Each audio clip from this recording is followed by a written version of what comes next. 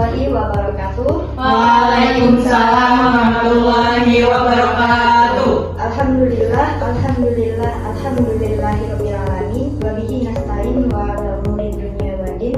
Wassalatu wassalamu ala asyrofil anbiya'i wal mursalin wa ala alihi wa sahbihi ajmain. Amma ba'd.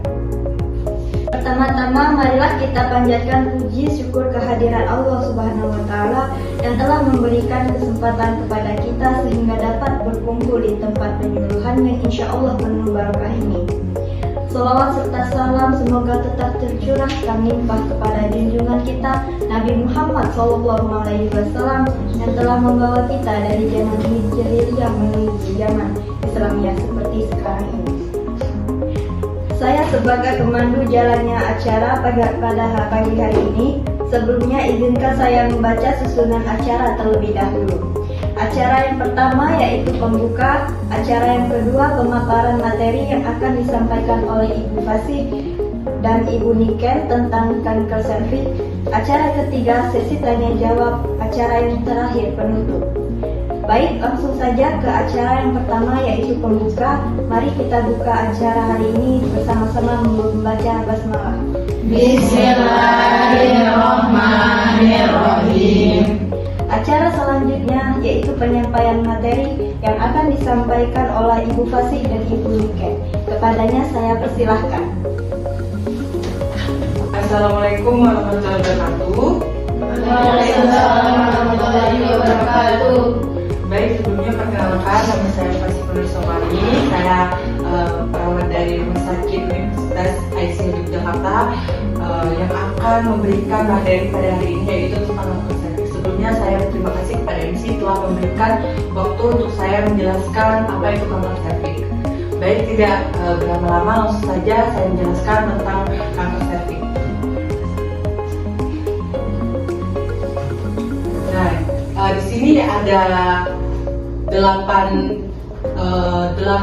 yang akan kami jelaskan ya tentang kanker serviks ini, yaitu apa itu kanker serviks, lalu jenis kanker serviks, ciri-ciri kanker serviks, faktor risiko penyebab kanker serviks, lalu diagnosis kanker serviks, apakah kanker serviks bisa sembuh, pengobatan kanker serviks, cara mencegah kanker serviks.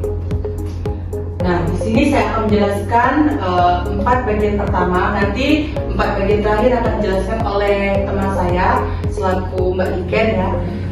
Langsung saja saya jelaskan apa itu kanker serviks. Sebelumnya saya ingin menjelaskan bahwa kanker serviks ini adalah berada di bagian kemaluan kita, di bagian abdomen ini. Nah, nanti ini adalah jalan masuknya ke kemaluan kita. Nah, di sini adalah namanya serviks ya. Ini adalah rahim. Lalu di sini yang terjadinya kanker serviks. Lalu apa itu kanker serviks? Kanker cervical kanker atau kanker serviks adalah jenis kanker yang berasal dari sel-sel leher rahim atau serviks, bagian bawah dari rahim yang menghubungkan dengan vagina. Penyakit ini berkembang secara perlahan dan biasanya dimulai dengan perubahan sel pada sel yang disebut displasia. Lalu ada jenis kanker serviks yaitu 2. Yang pertama, karsinoma sel squamosa atau KSS. Karsinoma sel squamosa KSS adalah jenis kanker yang umumnya pada wanita dimulai dari lapisan luar leher rahim. Meskipun pertumbuhannya sangat lambat, KSS ini bisa menyebar dan sulit disembuhkan. Gejala meliputi gatal, bercak merah, benjolan kering, dan perubahan warna pada mulut. Gejala awal sering berupa bercak putih yang sulit hilang. Jika sudah menyebar, gejala bisa termasuk benjolan keras, luka sulit sembuh, gatal, dan mudah berdarah. Jadi dari KSS ini adalah dia jarang terjadi, namun sangat sulit disembuhkan. Lalu ada juga adenokarsinoma. Adenokarsinoma itu adalah kanker yang tumbuh di sel kelenjar saluran leher rahim. Nah, ini banyak sekali yang mendapatkan gejala seperti ini. Tapi tidak memungkinkan ya bahwa kanker serviks itu bisa sembuh. Lalu gejala termasuk kelelahan, penurunan berat badan, dan nyeri hebat. Angka kematiannya lebih tinggi, lebih banyak dibanding dari KSS tadi. Penderita stadium 4 bisa kehilangan selera makan dan tanpa ucap.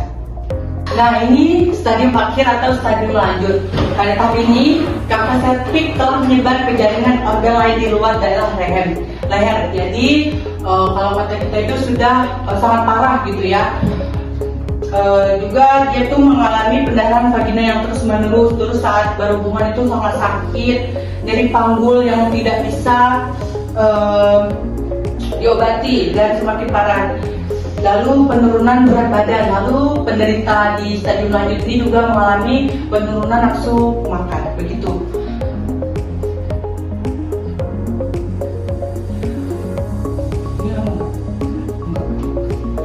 Faktor risiko penyebab kanker serviks. Faktornya itu adalah sering berganti pasangan, adanya faktor genetik dan keluarga yang terkena kanker, lalu merokok juga, lalu memiliki riwayat tes pap smear yang abnormal, merokok pasif, lalu hubungan seks dengan orang lain secara bergantian, lalu infeksi di alat kelamin karena masalah kebersihan. Jadi kita sebagai wanita ini sangat penting ya dalam menjaga kebersihan, apalagi saat sedang mens itu kalau bisa bersihkan pembalut itu 3 kali sehari ya, itu sangat penting sekali. Lalu memiliki banyaknya riwayat kehamilan dan hamil di usia yang sangat muda. Jadi ini faktor risiko penyebab kanker serviks. Jadi ketika kita tahu ini faktor penyebab kanker serviks,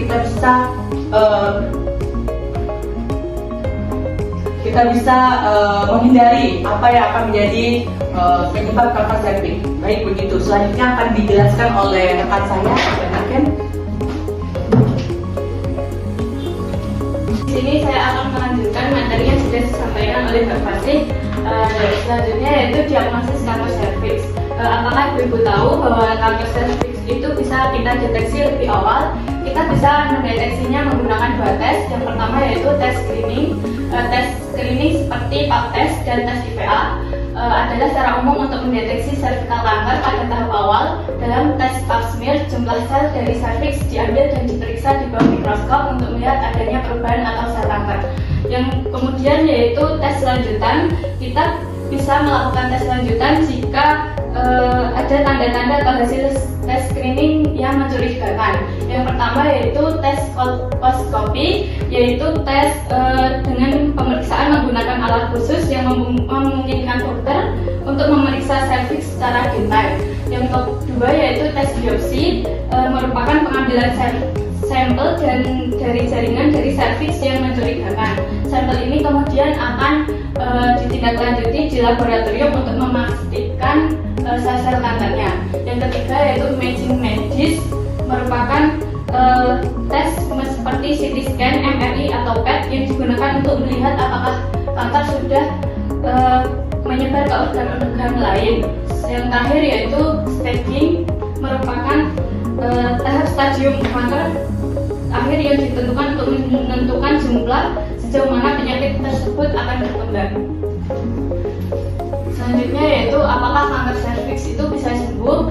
Kanker serviks dapat diobati dan disembuhkan, terutama jika terdeteksi lebih awal. Kanker ini terjadi di leher rahim yang menghubungkan uterus dengan vagina. Deteksi dini ini sangat penting untuk hasil positif dan kualitas hidup yang mungkin lebih baik. Kita disarankan untuk melakukan tes pap smear tahunan dan tes HPV setiap 3-5 tahun sekali. Jika sudah lebih dari 3 hingga 5 tahun sejak pap smear terakhir yang normal, penting untuk kita berbicara dengan dokter kandungan untuk menjadwalkan pemeriksaannya lebih lanjut lagi. Untuk pengobatan kanker serviks, pengobatan kanker serviks pada tahap awal itu melibatkan penghilangan kanker melalui pembedahan seperti laser atau pembekuan. Pada tahap lebih lanjutnya, kita bisa melakukan kemoterapi atau radioterapi jika diperlukan. Jika kondisi tersebut sangat parah, pengangkatan rahim adalah opsi paling terakhir. Deteksi dini itu sangat penting untuk meningkatkan kualitas hidup kita. Untuk yang terakhir yaitu cara mencegah kanker serviks. Kita bisa melakukan pencegahan. Yang pertama yaitu melakukan vaksinasi HPV. Yang kedua, rutin menjalani tes pap smear. Yang ketiga yaitu berhenti merokok. Yang keempat, menjaga sistem kekebalan tubuh kita yang sehat. Selanjutnya yaitu berhubungan seksual yang aman, menjaga kebersihan organ intim kita. Yang terakhir yaitu mengubah pola hidup kita menjadi lebih sehat.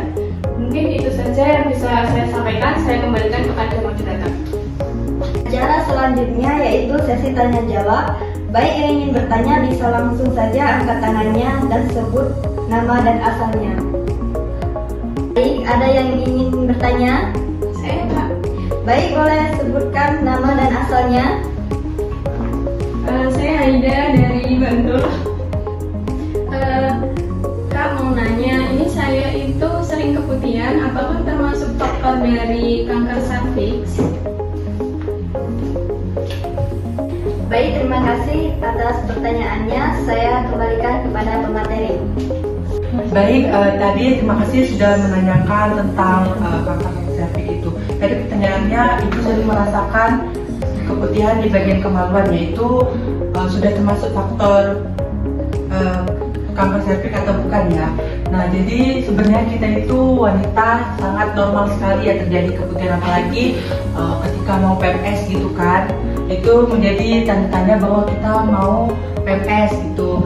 Tapi tidak, kemungkinan besarnya itu tidak selalu terjadi kanker serviks begitu Ibu. Nanti bisa periksa lebih lanjut untuk tentang keputihannya Ibu ya. Nanti kalau keputihannya itu misalnya dia memang putih seperti yaitu susu lalu mengeluarkan bau, itu bisa periksa ke dokter kandungan ya Ibu yang lebih terdekat. Jadi kita tahu apa penyebabnya. Itu Ibu. Apakah sudah cukup? Cukup. Ya baik. Terima kasih Ibu. Baik, sesi tanya jawab saya tutup. Baik, jadi kesimpulannya, kanker serviks adalah jenis kanker yang tumbuh pada sel-sel leher rahim. Penyakit ini umumnya berkembang secara perlahan dan seringkali tidak menunjukkan gejala pada tahap awal. Faktor risiko utama kanker serviks adalah infeksi human papillomavirus atau HPV. Acara yang kita tunggu-tunggu yaitu penutup. Mari kita tutup acara ini dengan membaca hamdalah bersama-sama. Alhamdulillahirabbil alamin. Saya selaku MC izin mengundurkan diri, kurang lebih mohon maaf. Wassalamualaikum warahmatullahi wabarakatuh. Waalaikumsalam warahmatullahi wabarakatuh. Bu, kita sesi dokumentasi, silahkan baris di depan untuk foto-foto. Ayo.